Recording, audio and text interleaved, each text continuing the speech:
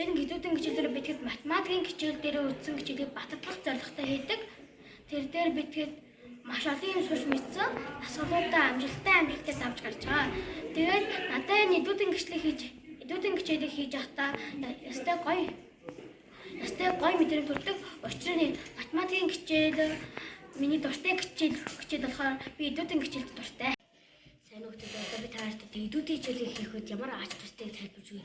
Одоо ингээд математикийнхаа одоо ингээд үтсэн зүйлээр баттгаж хийгээд тэгэл цом ахт нь өөртөө ингээд амар урам зориг өгөөл илүү ихээр цаашаа үзхийг хэсэд идэг. Тэгэл ойлгохгүй байгаа зүйлээ найзтайгаа яриад тэгэл яриад хийгээл тэгэл байдаг.